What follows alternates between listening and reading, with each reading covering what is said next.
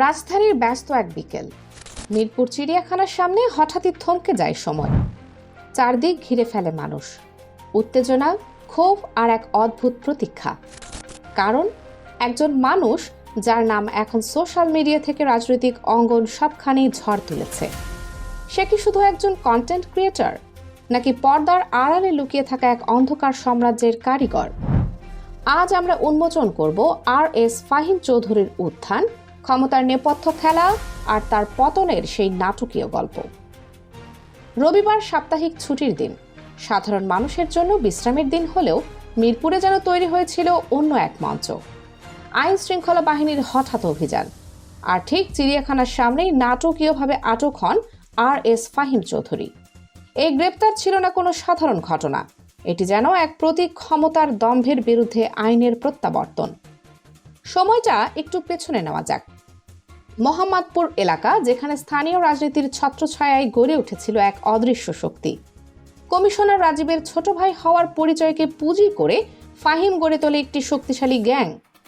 Bike stand শুধু parking spot নয়, এটাই ছিল তার অপারেশনের আড়াল। স্থানীয়দের কাছে সে হয়ে ওঠে আতঙ্কের আরেক নাম। প্রভাব, ভয় আর অদৃশ্য নিয়ন্ত্রণ সব মিলিয়ে তৈরি হয় এক অন্ধকার বলয়। কিন্তু ফাহিম সেখানে থেমে থাকেনি। ধীরে ধীরে সে ঢুকে পড়ে সোশ্যাল মিডিয়ার জগতে। একজন আলোচিত ইউটিউবারের ঘনিষ্ঠ বন্ধু হয়ে নিজের অবস্থান আরও শক্ত করে। এখানে শুরু হয় তার দ্বিতীয় অধ্যায়, যেখানে বাস্তব জগতের প্রভাব মিশে যায় ভার্চুয়াল ক্ষমতার সাথে।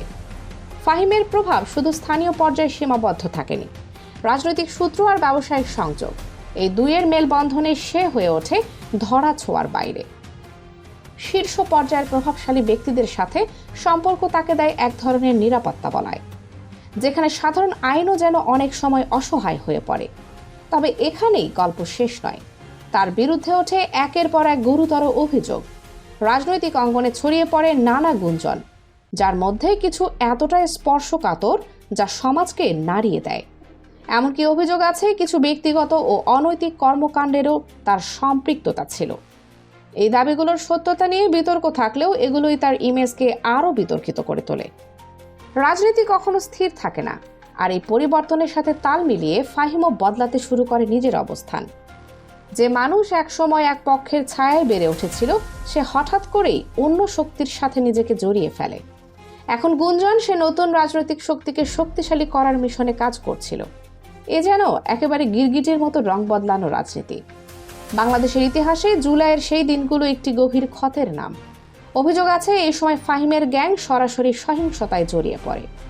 রাজপথে যখন রক্ত ঝরছে, মানুষ যখন জীবন বাঁচাতে ছুটছে, ঠিক তখনই কিছু ভয়ঙ্কর অডিও সামনে আসে, যেখানে শোনা যায় মানুষের মৃত্যু নিয়েও অমানবিক ঠাট্টা করা হচ্ছে। এই জায়গাটাতেই ফাহিমের চরিত্র সবচেয়ে বেশি প্রশ্নবিদ্ধ হয়।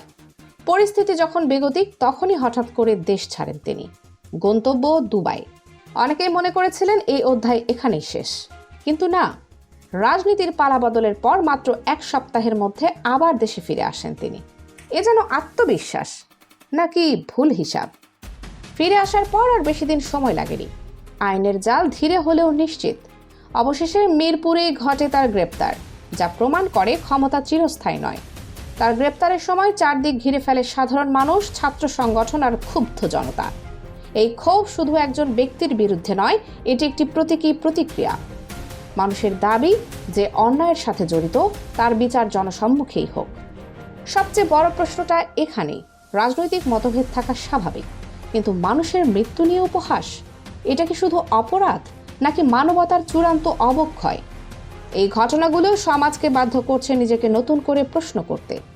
আজকের এই ঘটনা শুধু একজনের গ্রেপ্তার নয়, এটি একটি বার্তা যারা ক্ষমতার আড়ালে অন্যায় করে তাদের জন্য এক সতর্ক সংকেত। নতুন বাস্তবতা, জনগণ আগের চেয়ে অনেক বেশি সচেতন। শেষ পর্যন্ত একটি কথাই সত্য, ক্ষমতা, প্রভাব, অর্থ সবকিছুই ক্ষণস্থায়ী, কিন্তু অন্যায়ের হিসাব তা একদিন না একদিন মিটবেই।